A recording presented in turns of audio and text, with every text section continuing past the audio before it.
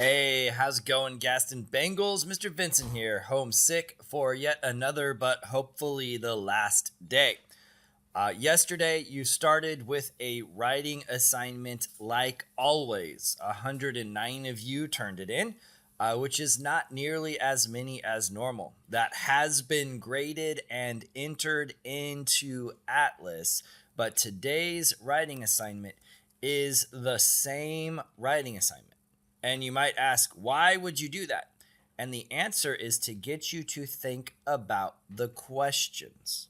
For you see, yesterday, I asked for 4 or more complete sentences, and I gave you 4 questions to answer, which would have been 1 sentence per question. And they were all together. And today, they're the same questions, but they're separated out so you can see how to answer each question. And some of you did answer things like, I don't want to do this, or IDK. Your grade in Atlas reflected that. These are not optional. These are asking you to think and get creative. And so in order to get today's points, what I need you to do is answer each section with at least 1 complete sentence. And a complete sentence tells a complete idea, and it has at least 1 subject and 1 verb. Now, going back to today's assignment, you're going to be going to Sketchup and signing in and taking a look at your cabin.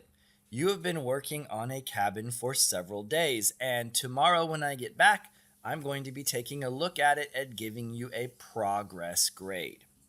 That having been said, today you are adding your name somewhere in your document. And it's actually not hard. And what we're actually going to look at here is when we are in working on our cabin, we are going to find a spot to add our name. Now, if I go to the rectangle tool and I click here in the middle and start heading out in this direction, you'll remember that my cabin was 10 feet by 20 feet. And the way SketchUp works in order to make a perfectly sized shape is you click the tool. So I'm going to escape out of this and go back to the rectangle tool. Click it once where you want it to start and then let go of the mouse. When you move the mouse in the direction, I'm still not clicking it. But what I can do is start typing how big I want it. So I can actually just do 10, an apostrophe for feet, comma 20, an apostrophe for feet. If you look down in the lower right corner, right where my face would normally be, you'll see now it says dimensions 10 apostrophe comma 20 apostrophe. And when I press enter, it will make exactly that size. This is the tool right here, the push pull tool, that will let me raise it up. I'm going to raise it 10 apostrophe. Same thing. I just clicked, started typing the number. Finally, right in the middle of the roof, I'm going to click and go up on the blue axis. Let's say 3 apostrophe for 3 feet. I'm going to connect it to each corner of the little cabin. And then I'm going to use push pull to get the rest of that roof in. Now, I'm just using the orbit tool to rotate around.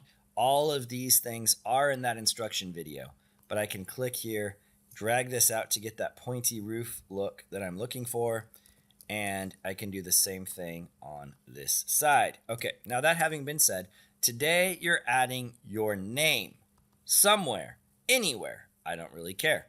And there's a bunch of different ways to do this. The easiest way is going to be to click the 3 dots at the bottom and go to 3D text. Put in your name, choose a font you like, and then click OK. I am then going to have my name that I can put in my project. Okay, so this is what you should be doing today. I do plan on being back tomorrow. And as always, if you have questions, tag the problem. You must try it yourself first. Don't just give up. Persevere. You got this. Second thing, look at the instructions again. They are here in Teams. Written instructions tells you what to do. And if all of that fails, that's when you start asking other people for help.